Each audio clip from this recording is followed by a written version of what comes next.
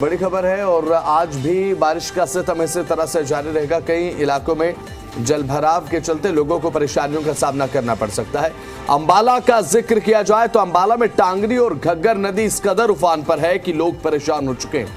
खेत खलिहान, लोगों के मकान, दुकान सब पानी पानी होते नजर आए। कई जिलों में आज भी बारिश का दौर जारी रहेगा।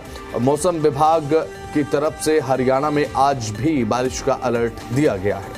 और हरियाणा के साथ लगते हुए उत्तर प्रदेश की बात कर ली जाए, दिल्ली की बात कर ली जाए तो उत्तर भारत में आज बारिश का दौर अलग अलग जगह पर जारी रहेगा।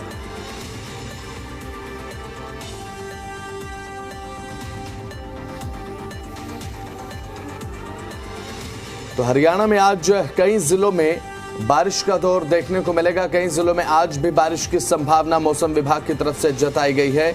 और साथ ही साथ अब हरियाणा के कई जिले ऐसे हैं जो इस समय पूरी तरह से बारिश के रौद्र रूप से परेशान हो चुके हैं। मुख्यतः अंबाला की बात करें, यहां पर घग्गर नदी उफान पर है, टांगरी नदी उफान पर है। कैबिनेट मंत्री अनिल विज जायजा भी बीते दिन ले चुके हैं। और साथ ही साथ बेहद ज्यादा क्रिटिकल कंडीशन कुछ एरियाज में देखने को मिल रही है। अब ऐसे में प्रशासन के दावे और वादे फेल होते हुए नजर आए हैं, क्योंकि अब बात अगर की जाए प्राकृतिक आपदा की तो पहाड़ों में इस समय प्राकृतिक आपदा जरूर देखने को मिल रही है, जिसका एक असर मैदानी इलाकों में भी देखने को मिल रहा है।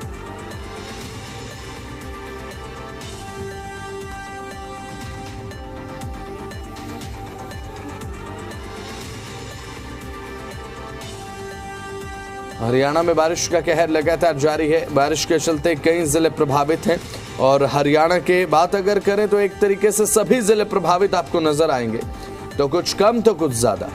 सबसे ज्यादा बात करें तो यहाँ पर पंचकुला और अंबाला पूरी तरह से पानी पानी होते हुए नजर आए, क्योंकि अंबाला से लगती हुई टांगरी नदी इस समय उफान पर है। बरसाती नदी ये है और कई जिलों में आज भी बारिश की संभावना है।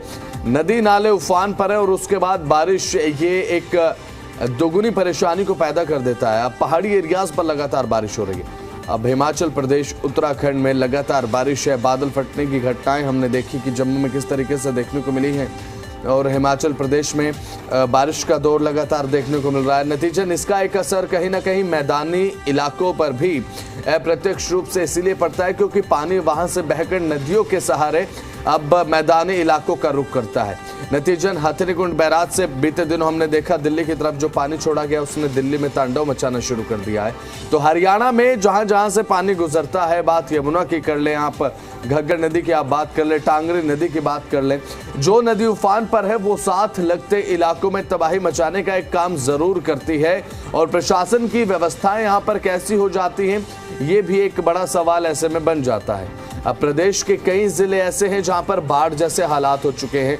अंबाला में आप नजर घुमाएंगे तो बाढ़ जैसे हालात हैं। और ड्रेनेज व्यवस्था को लेकर प्रशासन के जो इंतजाम हैं वो भी कहीं ना कहीं सवालों के कटघरे में आन खड़े होते हैं। लेकिन बात यहां पर की जाए, जब नदी नाले उफान पर होते हैं, नदियां जिन जिलों से लगकर गुजरती हैं वहां पर प्रशासन के दावे पूरी तरह से धराशायी होते हुए तो नजर आते हैं। लेकिन 100% यहाँ पर प्रशासन के दावों को कोसना भी ठीक नहीं होगा, क्योंकि इस समय नदियां ओवरफ्लो हो चुकी हैं। एक हद तक प्रशासन भी इंतजाम कर सकता है, लेकिन उसके बाद आपकी अपनी एक जिम्मेदारी भी बनती है एक नागरिक होने के नाते कि अपनी जिम्मेदारी को समझते हुए निजी स्तर पर अपने इंतजाम आप खुद रखें। और साथ ही साथ निजी स्तर पर इंतजाम रखने के साथ आसपास के लोगों को भी जागरूक करें। कई जिलों में आज भी बारिश की संभावना जताई गई है।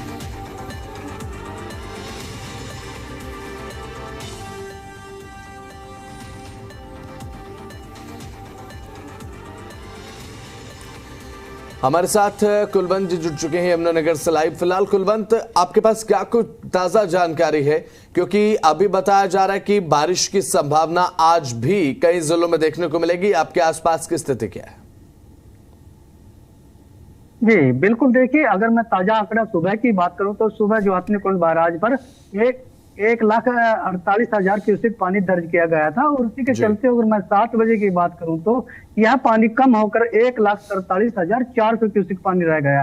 हालांकि यमुनानगर की बात की जाए तो यमुनानगर में कल दोपहर बाद मौसम साफ हो चुका था, धूप निकल चुकी थी और फिलहाल भी जो है मौसम साफ है। हालांकि जिस तरह से जो हिमाचल प्रदेश या उत्तराखंड की पहाड़ियां हैं वहां पर थोड़ा सा मौसम खराब है। हो सकता है कि वहां पर थोड़ी बहुत रिमझिम बारिश हो सकती है, या फिर जिस तरह से जो मौसम विभाग की तरफ से अलर्ट किया गया वो 5 तारीख तक कहीं ना कहीं बारिश होने की भी संभावना है। लेकिन रात की बात यही है कि जिस तरह से जो 1.5 लाख से ऊपर जब हथनीकुंड बैराज से पानी छोड़ा जाता है तो दिल्ली के लिए खतरा बढ़ जाता है। लेकिन कहीं ना कहीं जिस तरह से आज सुबह एक रात भरी यहाँ पर खबर मिली है कि सुबह 6 बजे 1,48,000 यानी 1.5 लाख से नीचे जो पानी था वो यमुना रिवर में छोड़ा गया, और उसी के चलते 7 बजे की बात की जाए तो 1,43,000 ये पानी यमुना रिवर में छोड़ा गया। सबसे राहत की बात यही है कि ये पानी जो धीरे धीरे कम होता जा रहा है, और इसी के चलते कहीं ना कहीं जो दिल्ली के जो बाढ़ आने की संभावना जताई जा रही थी वो कम होती नजर आ रही है। अब मैं यमुनानगर की बात करूंगा तो जिस तरह से जो यमुनानगर के कई ऐसे गांव थे, चाहे वो लापरा हो, बीबीपुर हो, कैथ मंडी हो या फिर अन्य कलनौर वगैरह जैसे गाँव हो, वहां पर जिस तरह से 3,29,000 क्यूसेक पानी जब चला था हथनीकुंड बैराज से, तो उसके 6 से 7 घंटे के बाद इन गाँव के पास जो यमुना के किनारे पेड़ खड़े थे वो टूटते हुए पानी में धराशायी होते नजर आए, और जो लोगों की फसलें थी वो भी कहीं ना कहीं डूबती नजर आई। हालांकि ठीक है, अब ये तमाम इंतजाम यहाँ पर किए गए हैं यमुनानगर में प्रशासन की तरफ से। अब किसानों की फसलें, खेत खलिहान, मकान, दुकान सब कुछ डूबते हुए नजर आया है, तो प्रशासन की जिम्मेदारी बन जाती है कि ऐसे लोगों का सहारा बने, और प्रशासन की तरफ से लोगों की मदद भी की जा रही है। लेकिन यहाँ पर देखने की बात होगी कि किसानों को जो नुकसान हुआ उसकी भरपाई कब तक सरकार की तरफ से की जाती है, क्योंकि ऐसे हालात में किसान की, आम आदमी की सबसे बड़ी आस और प्राथमिक आस सरकार, शासन, प्रशासन होते हैं। हरियाणा के कई जिले इस समय बाढ़ से प्रभावित हैं, और साथ ही बात अगर करें यमुनानगर, अंबाला, कुरुक्षेत्र में बाढ़ जैसे हालात देखने को मिल रहे हैं। बारिश के बाद एक तांडव दिखाई यहां पर दिया। करनाल, सोनीपत, सिरसा में भी बाढ़ से अब पूरी तरह से त्राहिमाम मचा हुआ है। अब ऐसे में ये जो जिले हैं बाढ़ त्रस्त हो चुके हैं, और इसीलिए हम कह रहे हैं क्योंकि जब एक दृष्टि आप इन जिलों में एक निगाह घुमाकर नज़ारा जब देखेंगे तो जाहिर सी बात है आपके मन से भी यही निकलेगा कि बाढ़ जैसे हालात हैं, क्योंकि एक तरफ जल भराव है, दूसरी तरफ लगातार हो रही बारिश और नदी नालों का उफान लोगों को परेशान कर रहा है। अंबाला, यमुनानगर, कुरुक्षेत्र हरियाणा के वो जिले जहां पर बाढ़ जैसे हालात हैं, और करनाल, इसके बाद पानीपत में भी जो यमुना से लगता हुआ तटीय इलाका है वहां पर बाढ़ जैसे हालात इस समय पैदा हो चुके हैं।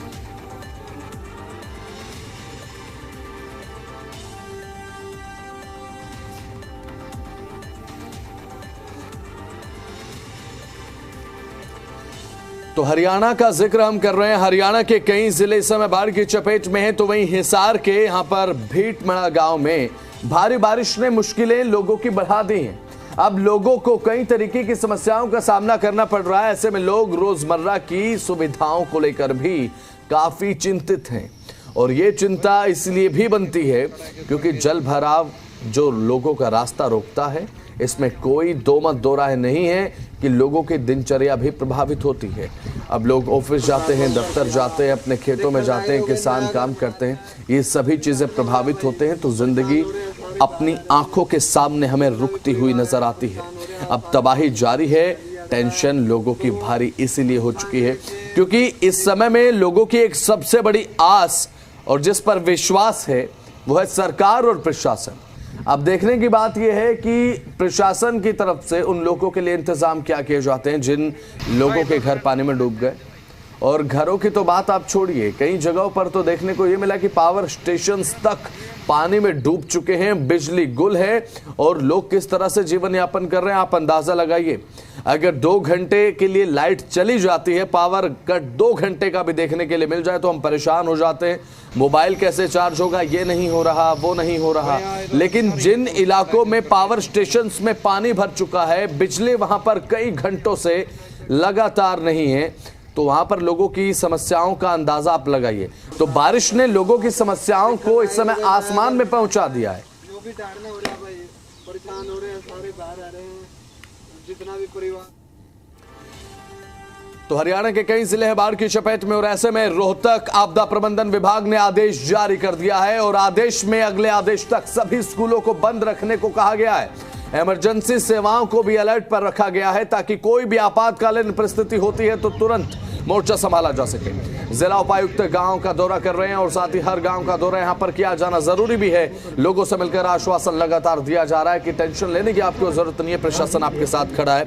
लेकिन धरातल पर इस समय लगातार गांव का दौरा भी यहां पर जो अधिकारी हैं वो करते हुए नजर आ रहे हो। ये बेहद ज्यादा जरूरी भी है। जब अधिकारियों को लोग अपने बीच पाते हैं तो एक उम्मीद की किरण लोगों के दिलों में जगती है, इसमें कोई दो राय नहीं है। लेकिन यहाँ पर लोगों की मदद का जो स्तर है वो प्रशासन को और ज्यादा बढ़ाने की जरूरत इस समय है, क्योंकि इस समय वो लोग भी हैं जिनकी सबसे पहली आस सरकार और प्रशासन हो जाता है। क्योंकि जिस फसल को किसानों ने खून पसीने से सींच कर बड़ा किया और अपनी एक आमदनी का सोर्स के साथ साथ लोगों का पेट भरने का काम जो किसान करते हैं, उनकी फसलें बर्बाद हो गई हैं। अब उनकी प्राथमिक आस तो प्रशासन ही है। अब देखने की बात ये होगी कि किसानों के लिए और वो लोग जिनके घर मकान दुकान पूरी तरह से पानी पानी है, उनके लिए प्रशासन आश्वासन देने के अलावा और क्या क्या कदम उठाता है, ये महत्वपूर्ण है।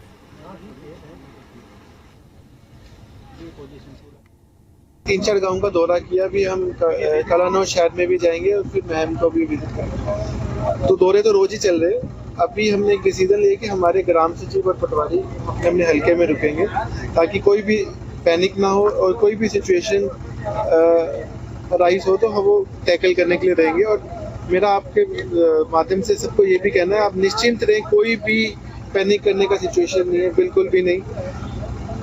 अभी आगे का मौसम भी ठीक है और अगर आप देखेंगे तो 2-3 इंच पानी कम ही हुआ है ड्रेन के अंदर, बढ़ा नहीं है। तो हमारे पंप्स भी एक्स्ट्रा आ गए हैं, अराउंड 90 ईपी सेट हमारे एक्स्ट्रा लग गए हैं जो हमारे ऑलरेडी लगे हुए थे। तो 300 से ज़्यादा पंप हमारे चल रहे हैं, तो किसी प्रकार की कोई दिक्कत नहीं है और हम इस चीज़ को टैकल कर लेंगे। तो हथिनीकुंड बैराज से लगातार पानी छोड़ा जा रहा है और लगातार पानी छोड़े जाने के बाद यमुना नदी इस समय उफान मार रही है। सबसे ज्यादा असर है यमुना किनारे बसे गांवों पर जो तटीय इलाकों में पड़ते हैं। अब इनमें से बल्लभगढ़ के छायसा गांव के खेतों तक पानी जा पहुंचा है, जिससे किसानों को काफी नुकसान हो रहा है। यह तस्वीर जरा आप देख लीजिए, जहां तक आपकी नजर जाएगी खेत खलिहानों में आपको पानी नजर आएगा। ये कोई टापू नहीं है, ये कोई बहुत बड़ी झील नहीं है, ये वो खेत खलिहान है जहां पर किसानों ने अपनी फसलों को खून पसीने की कमाई से सींचने का काम किया, खून पसीने से सींचा ताकि एक आमदनी का सोर्स क्रिएट हो। लेकिन यहां पर मौसम ने किसानों की मेहनत पर पानी फेर दिया है और ये बारिश का पानी खेतों में इस तरह से जम चुका है कि फसलें खराब होने के कगार पर हैं या खराब हो चुकी हैं। ग्रामीणों का कहना है कि कई खेतों की जमीन इस समय पूरी तरह से जलमग्न हो चुकी है। कहां खेत है और कहां पर खेतों की पार्टीशन है, कुछ भी नजर नहीं आ रहा। खेतों में खड़ी धान अन्य खड़ी फसलें डूबने लगी हैं। भारी नुकसान का अंदेशा जताया जा रहा है। ये तस्वीरें देखकर एक मन में भय पैदा होता है और ये भय किसान से ज्यादा और कोई नहीं समझ सकता। हम अंदाजा लगा सकते हैं कि लोग परेशान हैं, लेकिन उन किसानों का क्या जिनकी पूरे साल की मेहनत इस समय पानी पानी हो चुकी है। उन्हें प्रशासन की से भी यही अपील है कि भाई किसानों को राहत दी जाए। बहुत ज़्यादा नुकसान है, सब्जी का भी बहुत ज़्यादा नुकसान है और सभी चारे के जो फसल बोई हुई थी हम लोगों ने सब बर्बाद हो चुकी है और धान की फसल सारी बिल्कुल ख़त्म हो चुकी है। तो सरकार से ये रिक्वेस्ट है हमारी कि भाई ज़्यादा से ज़्यादा मुआवजे की कोशिश करें और स्पेशल गिरदावरी जो कराई जाए हमारे यहाँ पे। तो प्रशासन लगातार आ रहा है? प्रशासन लगातार आ रहा है, डीसी साहब भी कल आए थे और लगातार पुलिस की जिप्सी भी आ रही है, सबको सावधान कर रही है कि भाई पानी से आप दूर रहें। 1000 एकड़ भूमि जलमग्न हो चुकी है, जिसमें धान ज्वार बाजरा वो हमारे खड़े हुए थे और हमारा घिया है, तोरई है, सब्जी की भी फसल उसमें थी। बिल्कुल नुकसान है। मेरी सरकार से भी ये अपील है कि स्पेशल गिरदावरी सरकार कराए जमुना पार के हमारे खेतों की और किसानों को राहत दे, किसानों को मुआवजा अपने स्तर पे बनाया जाए और उसकी स्पेशल गिरदावरी कराई जाए।